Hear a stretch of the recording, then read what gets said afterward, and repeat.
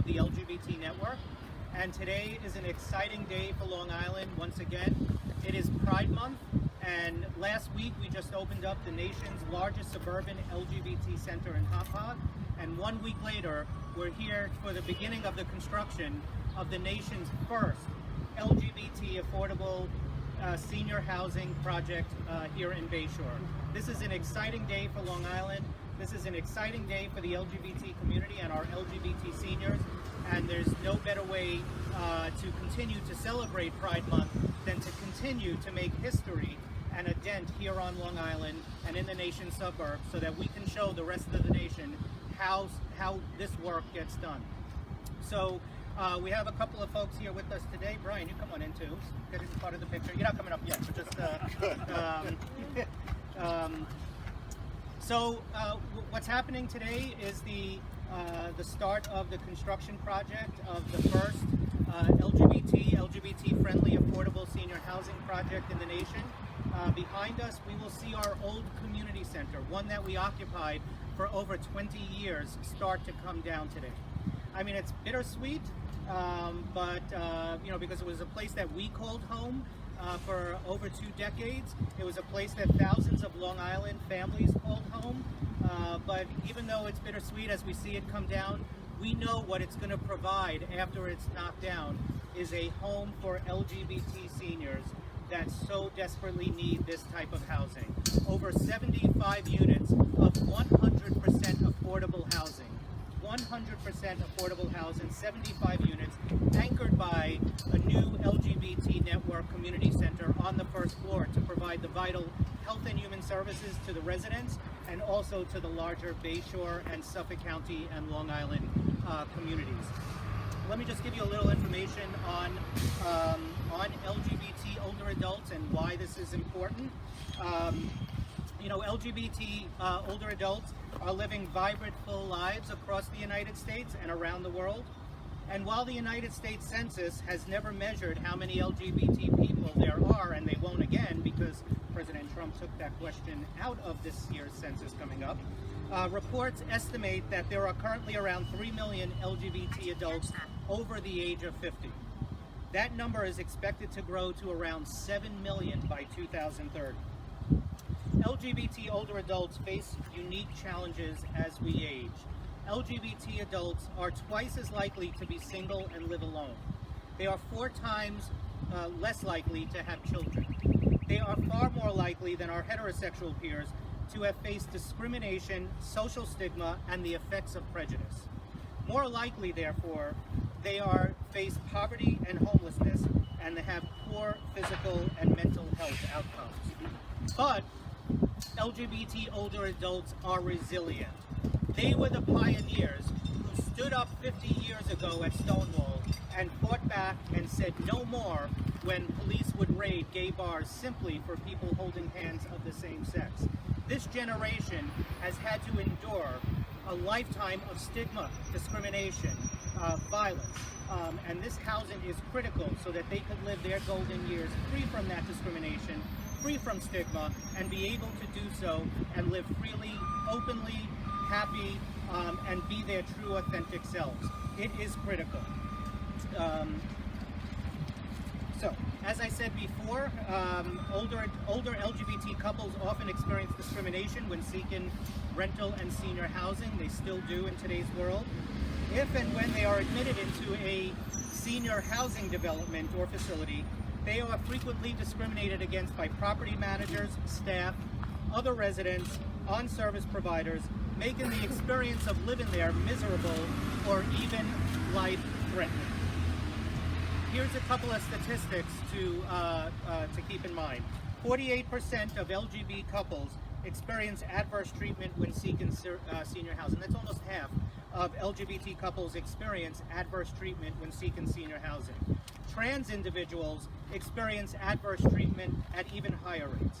Half of the LGBT population lives in states with no laws prohibiting housing discrimination against them. And 34% of LGBT older adults fear having to recloset themselves when seeking senior housing. Think about that. They lived most of their life in a time where they felt like they had to live in the closet. Now they're finally out. They're finally out, able to be themselves, being able to enjoy life. However, when most of our LGBT older adults go into senior housing facilities, they feel like they have to recloset themselves. No one should have to feel like that. No one should have to feel like they can't be themselves.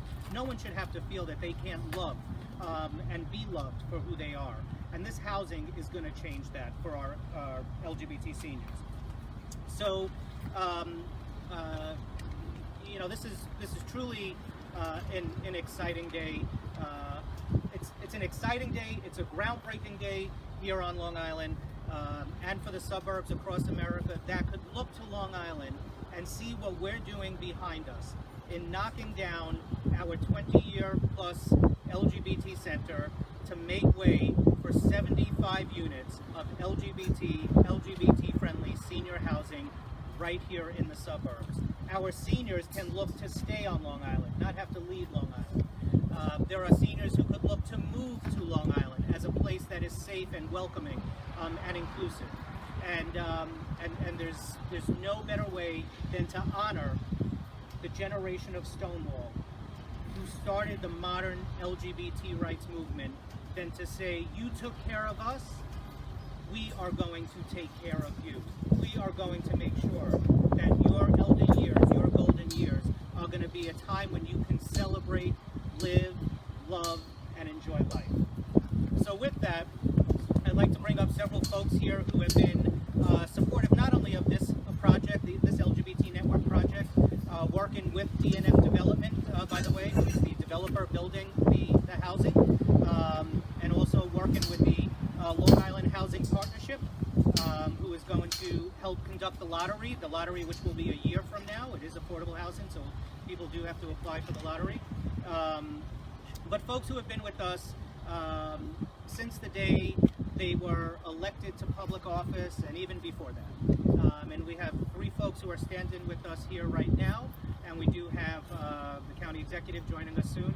So it's my pleasure to bring up the Deputy Majority Leader for the New York State Assembly and also a member of the New York State Assembly Committee on Aging, Phil Ramos. Thank you. I want to thank David for being such a champion on this issue, for allowing us to come here on this, once again, another historic day for the LGBT community and for the LGBT network.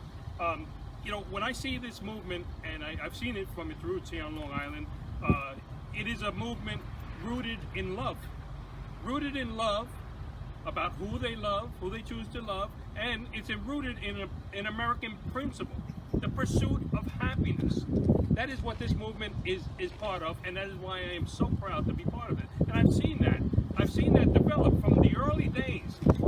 Movement of love for their young people. When we saw legally start here years ago in Bayshore, and the growing pains that took to develop, to end up in a place like this that services many of our young people, and to see that branch out into places in Patchogue and over in Hopog, and now in Bayshore, we're going to see another segment of that movement of love, and that is taking care of the elderly in their community.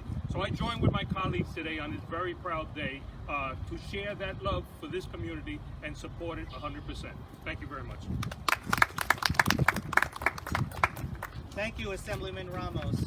It's my pleasure to now bring up someone who also has stood by our side since we founded the organization over 25 years ago. He has been at everything we have done, all the big announcements that we have done. He was here 3 years ago, I guess, when we announced this project. And for all covering anything developing buildings or housing on Long Island. We know it takes that long, right, to finally see the frame behind us. But it's there. And so it's my pleasure to bring up a great friend, a great county executive, someone that is just an incredible supporter, not only of the LGBT network, but the LGBT community and all of our families. Our county executive, Steve Bellone. Thank you very much. David's very generous. I actually missed the opening of the new headquarters last week, and I'm sorry I had to miss that. I was in Normandy for the 75th anniversary commemoration of D-Day, just returning. This is my first public event since coming home from there, and I couldn't think of a better way to come home. I'm happy to be here with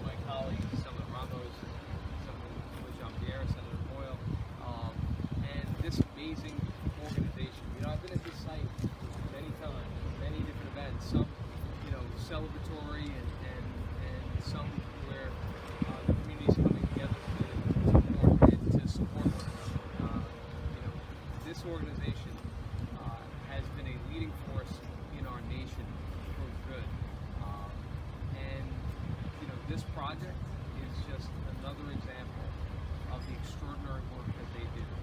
And I'm very proud that in Suffolk County we are supporting this project, that we are helping to fund this project, because it is important that we continue to convey the message in every way possible that Suffolk County is a place that celebrates its diversity, but is a place a place of love, where we come together and support one another, love one another, and this project says all of those things. More than that, this project is great for the downtown. It is great for the community. This downtown, which has seen such an incredible resurgence, will be receiving a great benefit from this development happening here. So we're also going to see great downtown revitalization and economic development as a result of work here. So again, my congratulations to David and the entire team here for once again just advancing the ball forward on a significant project that makes our county a better place for all of us. Thank you. Thank you.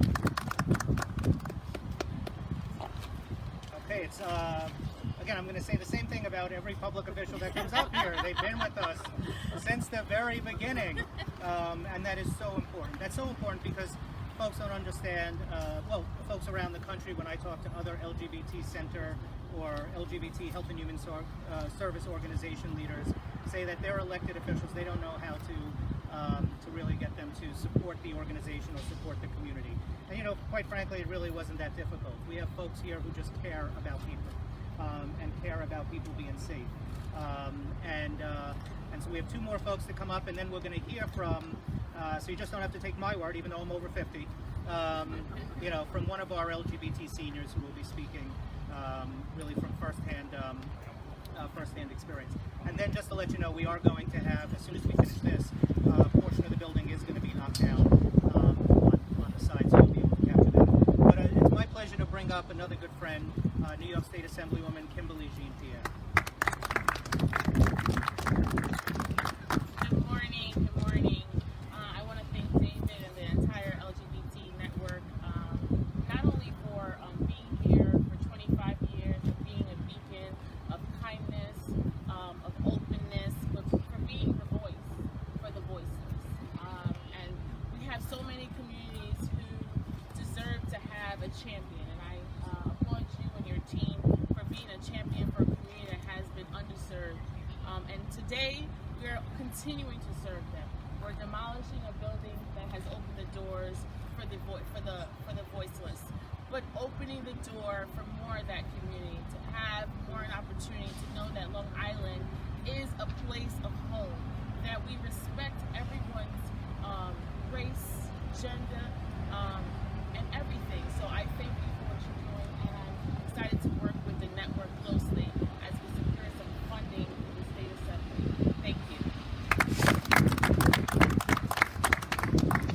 Thank you, Assemblywoman Pierre.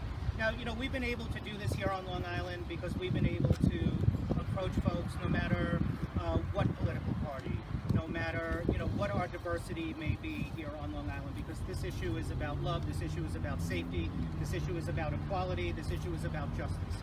And I think that's something pretty much everyone could get behind. And someone who has gotten behind that from the time he started out as a New York State Assemblyman to now in the New York State Senate is Senator Phil Boyle. It's my pleasure to bring up Senator Boyle. Thank you, David. It is truly an honor to be here at the next phase. Congratulations to the LGBT network and all the supporters. I start feeling a little old because I go back to the days Legality was on Main Street, and I was at the opening of this place, and they said it was 20 years ago. That's a little scary, but we are looking forward to the next phase, and it's truly a problem with housing, both in cost and discrimination. And this is going to be the first model nationwide of what we can see happen. Bay Shore, we're very proud to say I'm a resident of Bay Shore. My district office is a block away. It has been a true leader in LGBT progress. Remember, Harvey Milk graduated from Bay Shore High School. I want to congratulate David, congratulate the network. This is a great day. This place is going to look beautiful. All I can say is I'm going to have to wait a little bit longer to get into the restaurants and bars in Bay Shore, but that's well worth it. Thank you so much.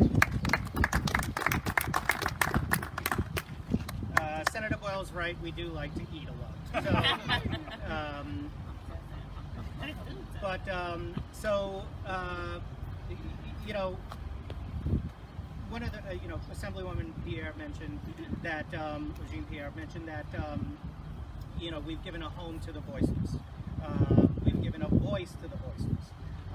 And we really feel, and we have over our 25 years, that that voice should be heard. That voice needs to be heard from everyone. So it's my pleasure to bring up one of our seniors that comes to our program, and in fact he's missing it right now in Suffolk, is Brian Nichols.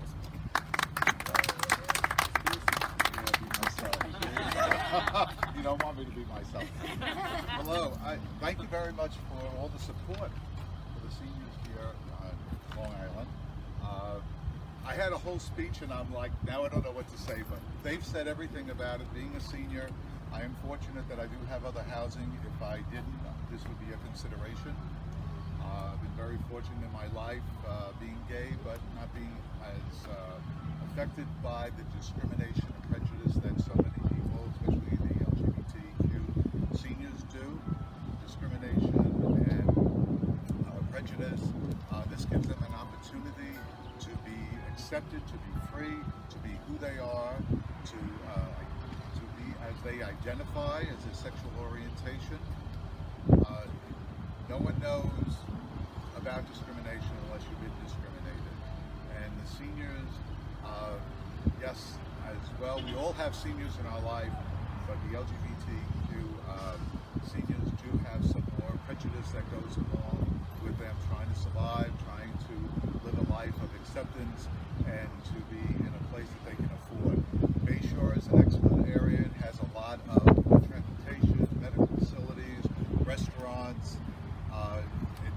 Just to be in a residence like this, that people can be who they want to be, and they can put their pride flag out. They can hold the hands of their lover, their boyfriend, girlfriend, and it is such a good feeling to have this kind of facility here on Long Island, and with all the support that everyone has been showing the seniors.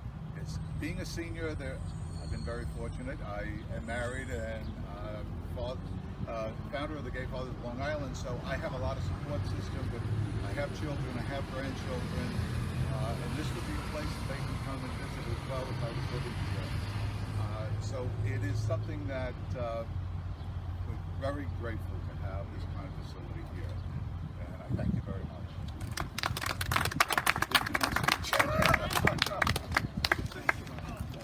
So, you know, in many, we're going to just close in 1 second to go over to watch the building start to get knocked down. But just, you know, just in closing, you know, we see in the big cities that there are places called gayborhoods, right? You have Greenwich Village in Manhattan. You have Park Slope in Brooklyn. We have Chicago, Boys Town in Chicago. You know, what we're doing here on Long Island is not creating just one space where LGBT people feel that they have to live or can get services. What we're doing here on Long Island is creating communities all over Suffolk County and Nassau County, but particularly here in Suffolk County. The new center that opened up, the largest suburban LGBT center in Hop, we now have the first in the nation LGBT-friendly senior housing. We are going to be securing the funding to build the first LGBT community center and health clinic that would be co-located in Patchogue. We have a center out in Sag Harbor. What we're saying to LGBT people, not only here in Suffolk County, but those who don't live on Long Island yet, is come to Suffolk County, because there isn't one gayborhood. There's a county of gayborhoods here where people can truly live to be free, to be themselves, to have affordable housing, to have health care that's competent and tailored to their needs. And there's no other better place to live, I think, for LGBT folks than Suffolk County. So thank you. So shall we move over to seeing the building knocked down, or let's do that. So we're going to, all right, Jimmy's already got us a head start. I believe the